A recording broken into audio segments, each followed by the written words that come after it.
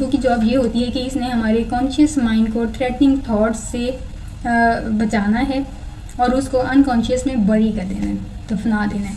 So the ego uses defense mechanisms to help protect the conscious mind. अब यहाँ पे एक एग्जांपल है, assume that Muffy's captain of the high school cheerleading squad decides to leave her boyfriend of 2 years। अब इनका boyfriend कौन है? बिफ है। बिफ कौन है? The star wide receiver of the football team for Alvin, the star of the schools chess team.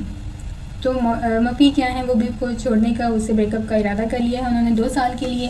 And needless to say Biff is devastated but his ego can choose from a great variety of defense mechanisms with which to protect him. अब इस सारे मामला से बिफ को काफ़ी दुख हुआ है, लेकिन अब वो अपनी ईगो को बचाने के लिए बहुत सारी वैरायटी है डिफेंस मैकेनिज्म्स की जिसको वो यूज़ कर सकते हैं ताकि वो खुद को प्रोटेक्ट कर सकें। Please drop a like, leave a comment, share the videos and don't forget to subscribe. अपनी ईगो को प्रोटेक्ट कर सकें। अब इसमें से कुछ डिफेंस मैकेनिज्म जो ज़्यादा इंपॉर्टेंट है हम उनको यहाँ पे डिस्कस करते हैं, स्टडी करते हैं। First one is the repression. Repression क्या है कि हम अपनी थॉट्स को कॉन्शियस अवेयरनेस या कॉन्शियस लेवल में आने से ब्लॉक कर देते हैं कि वो हमारे कॉन्शियस में आए ही ना। फॉर एग्जांपल, अगर कोई पूछता है मफ़ी से about the breakup, when asked how he feels about the breakup with Muffy, Biff से पूछा गया है कि मफ़ी से ब्रेकअप के बाद अब आप कैसा फील कर रहे हैं, तो बीफ रिप्लाइज करेंगे कैसे? कौन मफ़ी? फिर उनको याद आता है वो, अच्छा हाँ, मैं उनके बारे में ज़्यादा सोचता नहीं। तो मतलब ये क्या है कि वो थॉट्स को ब्लॉक कर रहे हैं कि वो उनके कॉन्शियस लेवल में ना आए। सो दैट इज़ रिप्रेशन। डिनाइल में क्या है कि अब ब्रेकअप हो गया है, लेकिन यहाँ पर ये एक ईगो थ्रेटनिंग ट्रुथ है और हम इसको एक्सेप्ट नहीं कर रहे। फॉर एग्जांपल, अभी भी वो ऐसे ही भी इसी तरह से एक्ट कर रहे हैं कि मफ़ी जो है वो उसके साथ अभी भी उसके साथ ही हैं और वो काफ़ी टाइम से उनका वेट कर रहे हैं और हर रात वो उनको कॉल करते हैं और वो अपने फ्यूचर की प्लानिंग्स करते हैं। तो यहाँ पर क्या है कि वो उस चीज़ को एक्सेप्ट ही नहीं कर पा रहे। इसी तरह से डिस्प्लेसमेंट में क्या है कि हमारे पास जो फीलिंग्स होती हैं किसी भी पर्सन या ऑब्जेक्ट को लेके हम उस फीलिंग्स को डिस्प्लेस कर देते हैं नेगेटिव इमोशंस के साथ। लाइक एंगर है, हम अपनी फीलिंग्स को डिस्प्लेस करेंगे दूसरे लोगों के ऊपर जो कि लेस थ्रेटनिंग हों और लेस हार्मफुल हों, वो अपने इमोशंस ज़्यादा यूज़ ना करें आपको बैक थ्रू करने में। फॉर एग्जांपल, अगर कोई बच्चा गुस्सा है अपनी टीचर पर, तो वो अपने गुस्सा की केस पे निकालेगा, टीचर पे तो नहीं निकालेगा, वो अपने क्लासमेट पे निकालेगा, किसी पेट पे निकाल देगा या फिर किसी और बेजान चीज़ पे या पिल्लू पे या फुटबॉल पे वो अपना गुस्सा निकालेंगे। सो डिस्प्लेसमेंट में क्या होता है, बेसिकली पर्सन ए की जो फीलिंग्स होती हैं पर्सन बी को लेके वो उसका सारा गुस्सा निकाल देता है पर्सन सी के ऊपर। ठीक है। सो जो हमने ऊपर एग्जांपल दी, इसमें अब यहाँ पे बिफ का क्या रिएक्ट होगा? Biff would displace his feelings of anger and resentment on to his little brother, pet hamster और फुटबॉल।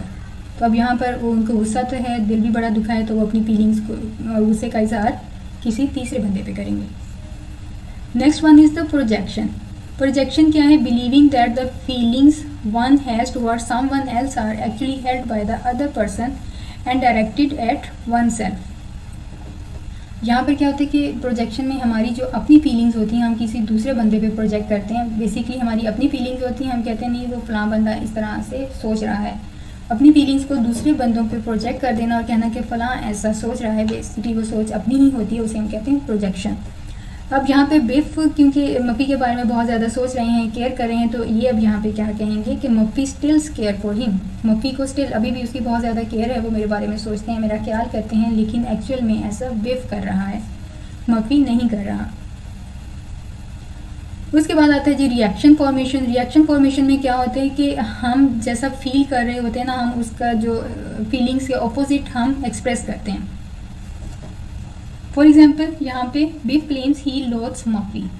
बेसिकली तो बिफ जो है वो मफ़ी को बहुत ज़्यादा मिस कर रहे हैं, उनके बारे में बहुत ज़्यादा सोच रहे हैं और उनको शदीद किस्म की मतलब कमी महसूस हो रही है। लेकिन जहाँ पर वो कह रहा है कि बिफ कह रहा है कि उसको मफ़ी से शदीद किस्म की नफ़रत है। तो यहाँ पे क्या होगा कि जो ट्रूली फीलिंग्स होती हैं हम उसके ऑपोजिट अपनी फीलिंग्स एक्सप्रेस करते हैं कि हमें बहुत नफ़रत है उससे। So that is reaction formation. Next defense mechanism है हमारे पास रिग्रेशन। रिग्रेशन में क्या होता है? Returning to an earlier comforting form of behaviour. इन सारी सिचुएशन से पहले जो हमारे कंफर्टिंग बिहेवियर था, जिसमें हम ज़्यादा कंफर्टेबल थे, ज़्यादा अच्छा फील कर रहे थे, या चाइल्डहुड का कोई स्टाफ या कोई एनिमल जिसके साथ हम ज़्यादा रिलैक्स महसूस कर रहे थे, तो हम उस स्टेज में चले जाते हैं।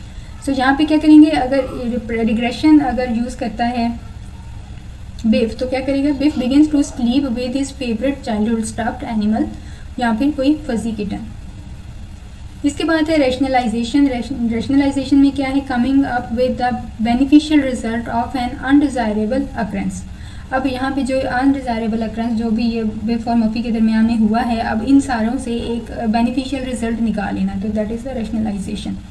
अब यहाँ पे बिफ का ये कहना है कि अगर वो चला गया है तो ये बहुत अच्छा हुआ, क्योंकि मफ़ी जो है वो ज़्यादा अच्छा नहीं था, स्मार्ट नहीं था, और उसके साथ ज़्यादा मज़ा भी नहीं आता, तो अब मुझे ज़्यादा अच्छी गर्लफ्रेंड मिल जाएगी, या मैं उसके साथ ज़्यादा अच्छे से टाइम स्पेंड कर सकूँगा। So that is the rationalisation. उसके बाद है जी इंटेलेक्चुअलाइजेशन। इसमें क्या है, undertaking an academic unemotional study of a topic. Biff embarks on an in-depth research project about failed teen romances। अब ये जो भी सारा ट्रॉमा हुआ है, अब वो क्या करेंगे कि उसके ऊपर रिसर्च स्टार्ट कर देंगे, इन डेप्थ उस पर स्टडी स्टार्ट कर देंगे कि क्यों जो टीन एजर्स हैं वो रोमांस में या इस तरह के रिलेशनशिप्स में वो क्यों फेल हो जाते हैं।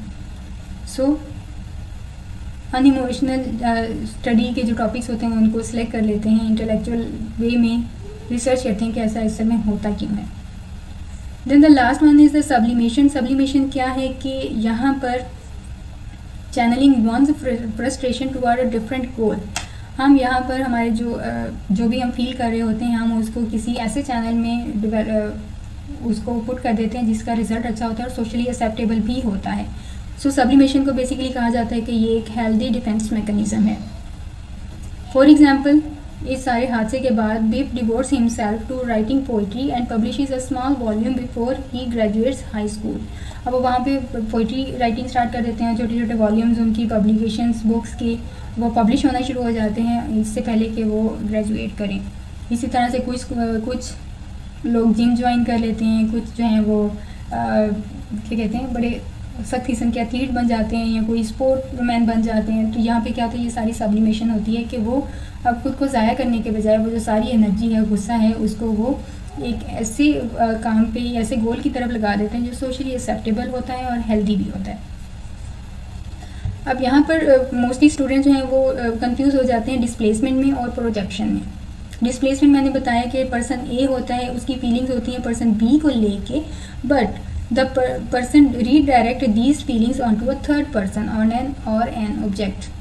तो यहाँ पर थर्ड पर्सन पे जाके उसकी फीलिंग्स निकलेंगी, यहाँ पे किसी ऑब्जेक्ट पे।